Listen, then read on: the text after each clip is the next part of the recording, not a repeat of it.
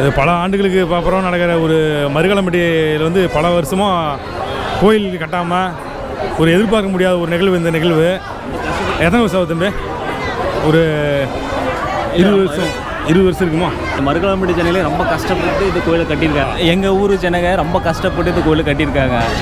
ரொம்ப போராட்டத்துக்கு அப்புறம், ரொம்ப கஷ்டத்துக்கு அப்புறம் எங்கள் கோயில் கட்டியிருக்காங்க. வெகு விமர்சையாக, வெகு சிறப்பாக நடந்துருக்கு எங்கள் கோயில்.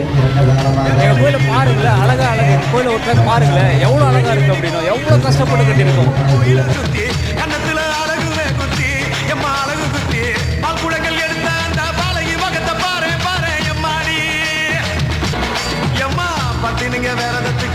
சக்தி ஒண்ணு இருக்குதுன்னா பெத்தவனே மனம் இறங்கு, பாசத்துக்குள் நீ அடங்கு.